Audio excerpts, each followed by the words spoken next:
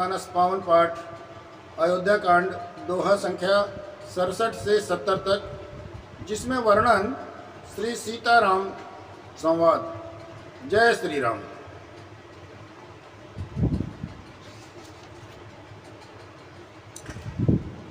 ए शिव बचन कठोर सुनी, जौन हृदय बिलगान, तो प्रभु विषम वियोग दुख, सही है प्रावर प्राण। ऐसे कठोर वचन सुनकर भी जब मेरा हृदय न फटा, तो हे प्रभु मालूम होता है ये पावर प्राण आपके वियोग का भीषण दुख सहेंगे। अस कैसी विकल भई भारी, बचन वियोग न सकी संवारी। देखी दशा रघुपत जी जाना, हटि राखे नहीं राखी प्राणा। ऐसा कहकर सीता जी बहुत ही व्याकुल हो गई। वे वचन के वियोग को भी न संभाल सकी, अर्थात शरीर से वियोग की बात तो अलग रही, वचन से भी वियोग की बात सुनकर वे अत्यंत विकल हो गई। उनकी ये दशा देखकर रघुनाथ जी अपने जी में जान लिया कि हठ पूर्वा किन्हें यहाँ रखने से ये प्राणों को न रखेंगी। कयऊ कृपाल भानुकुल नाथा, परिहर सोच चलऊ बन साता। नहीं विषाद करे अवसर आजू, बेग करऊ बन गवन समाजू। तब कृपाल सूर्यकुल के भूषण स्वामी श्री रामचंद्र जी ने कहा, सोच छोड़कर मेरे साथ वन को चलो, आज विषाद करने का अवसर नहीं है, तुरंत वन गमन की तैयारी करो। कई प्रिय बचन प्रिया समुझाई, लगे मातु पद आशीष पाई। बेगी प्रजा दुख में टब आई, जननी निठर विसर जनि जाई।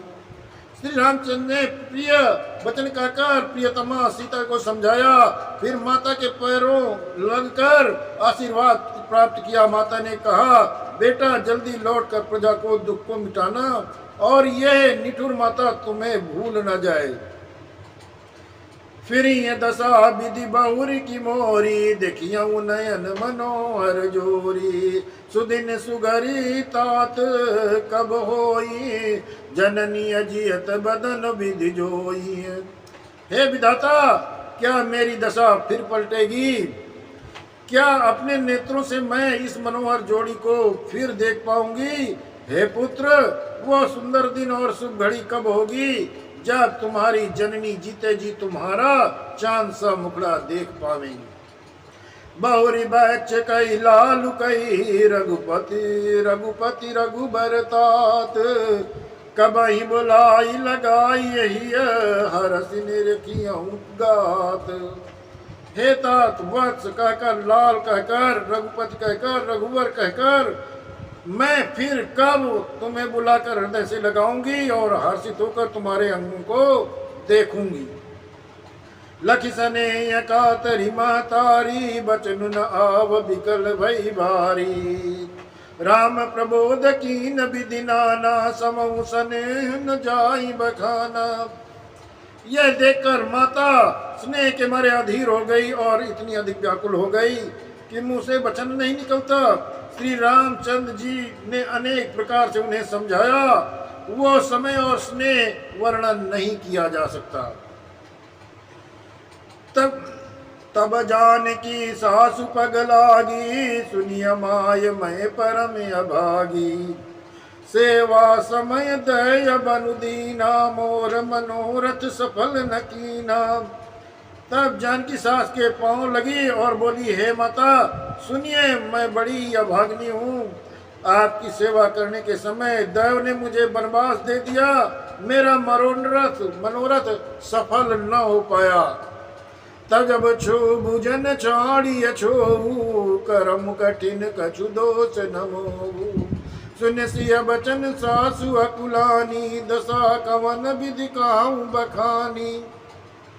आप शोक का त्याग कर दें, परंतु कृपा न छोड़िए, कर्म की गत कठिन है, मुझे भी कुछ दोष नहीं। सीता जी के वचन सुनकर सास व्याकुल हो गई। उनकी दशा को मैं किस प्रकार से बखान कर कहूँ।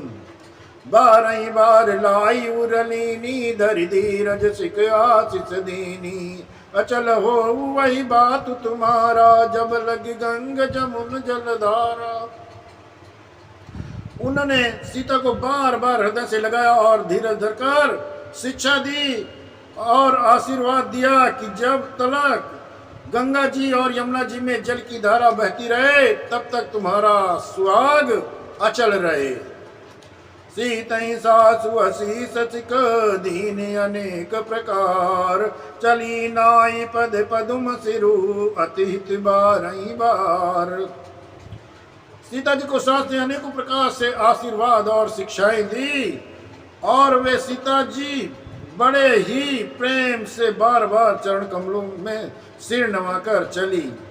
समाचार जब लक्ष्मण पाए, व्याकुल बिलक बदन उठी धाये।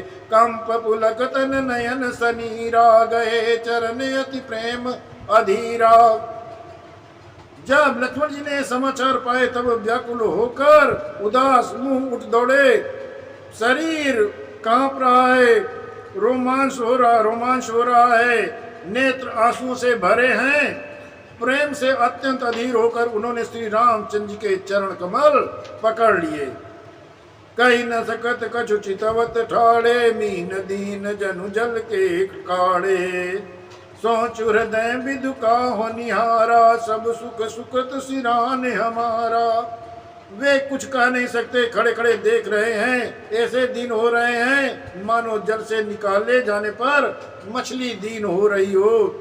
हृदय में यह सोच है, हे विधाता क्या होने वाला है? क्या हमारा सब सुख और पूर्ण पूरा हो गया? मौकऊ का काबर गुना था, रखियई भवन किले था। राम बिलो की बंधु कर जोरे, दे गे सब सन तृण तोरे।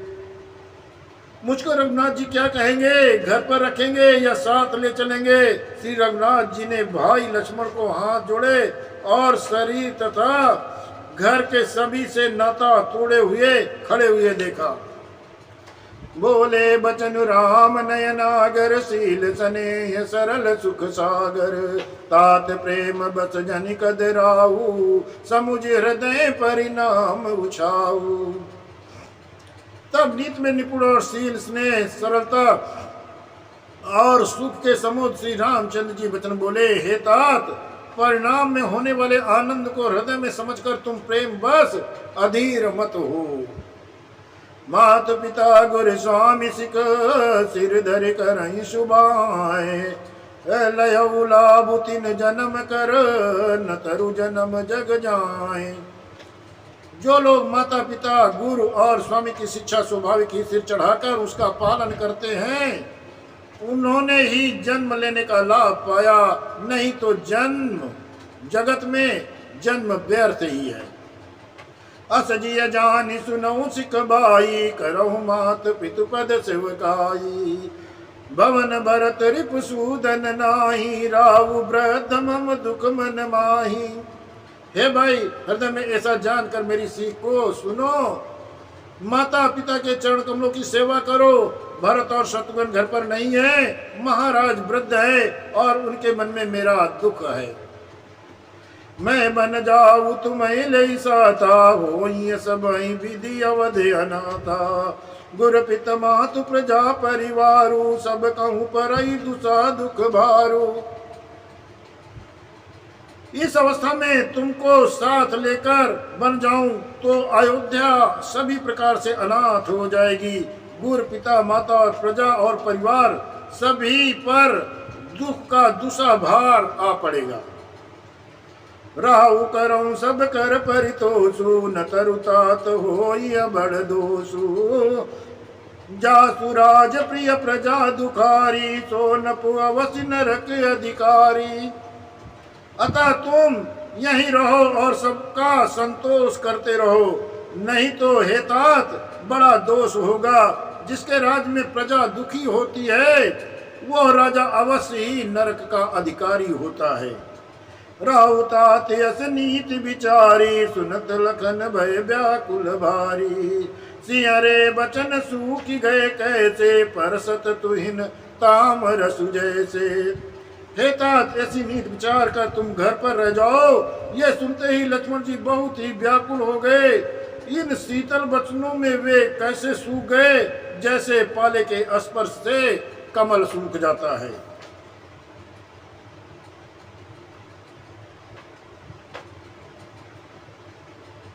जय श्री राम।